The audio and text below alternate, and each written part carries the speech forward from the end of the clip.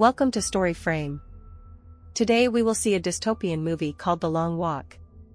Spoilers ahead. In a dystopian version of the United States, a military regime has reshaped the nation into a rigid totalitarian state. A single authority figure, known as the Major, presides over a society ruled by control and fear. To maintain obedience, the government introduces a brutal spectacle called the Long Walk. The survivor is promised wealth, recognition, and a single unrestricted wish. Broadcast nationwide, the event becomes a false symbol of hope for the desperate. 50 volunteers are chosen by lottery. From Maine comes Ray, driven to the starting point by his mother, Ginny. Their journey is heavy with unspoken dread. Ginny begs him to reconsider, but Ray insists this path is his choice. At the gates, she clings to him, breaking down as they part. Inside, Ray meets Peter, whose warmth contrasts sharply with their surroundings. Most competitors appear outwardly friendly, masking their fear with conversation as they wait for the walk to begin. Curly paces nervously, clearly younger than he claims, and the others quietly doubt his age. The Major soon arrives and distributes numbered metal tags, declaring the boys transformed into men. He delivers a speech framing the long walk as a cure for national weakness, insisting productivity rises after every event. To him, suffering is discipline, and hardship is motivation. Bracelets are placed on their wrists to track speed. The rules are laid out with chilling clarity: keep walking above the required pace, accumulate warnings for slowing, and die after the third. Leaving the road means instant execution. With forced cheers and a gunshot into the air, the march begins. Military trucks trail behind, recording everything. The road is empty and gray, crowds forbidden until the end. A police salute earns only contempt from Gary, who openly mocks authority. At first, the walkers remain focused, conserving energy and nerves. By the fifth mile, tension eases into conversation. Stebbin briefly slows and receives an immediate warning, reminding everyone how thin the margin is. Gary later stops to adjust his shoe, deliberately testing the system and narrowly avoiding death. Some call him reckless, but he claims the pause was worth it. As the miles pass, talk turns to the prize. Arthur admits money is his only goal, while Ray hints at deeper reasons. He argues that the illusion of choice hides a system designed to force desperation. Speaking against the walk feels dangerous, but Peter listens closely, impressed by Ray's clarity.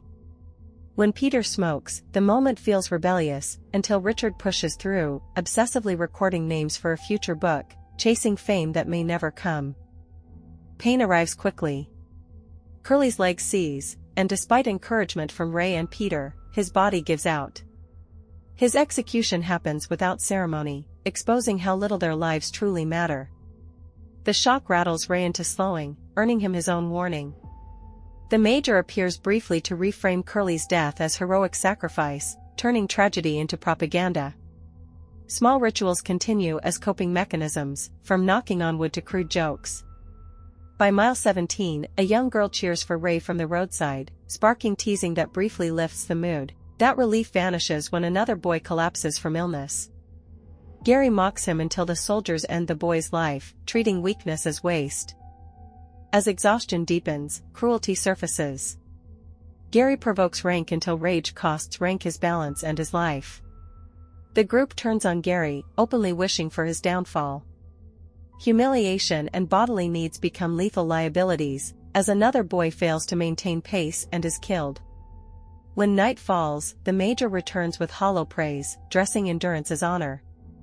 Ray drifts into memories of his mother, earning further warnings as sleep overtakes him.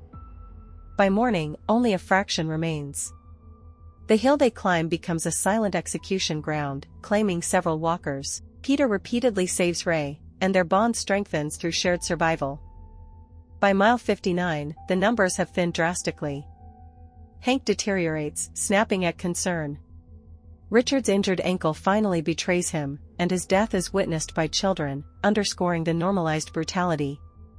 At the 100-mile mark, hope of escape proves illusory when a boy is instantly killed for trying. Discussion turns to wishes. Peter imagines mercy, Ray imagines revolution, but they realize even victory cannot truly challenge the state. Rain and exhaustion blur the days. Ray confides in Peter about his father, a man executed for teaching forbidden ideas. Ray reveals his true intent, to win a weapon and kill the Major. Peter reminds him that the spectators are victims too, shaped by the same system. Madness spreads as bodies fail. A boy with ruined feet begs for help and is crushed before being executed. Another loses his sanity and dies for stepping aside. Hank, barely standing, finally chooses his own end by approaching the soldiers. Arthur collapses in grief, and Ray drags him back to safety. By the 6th morning, only 6 remain. They promise to honor Hank's wife. Gary, haunted by guilt, seeks forgiveness but cannot escape himself. Overwhelmed, he destroys himself and is executed anyway, denied even agency in death. Songs attempt to keep despair away as they near Ray's hometown. Seeing familiar streets feels more painful than comforting.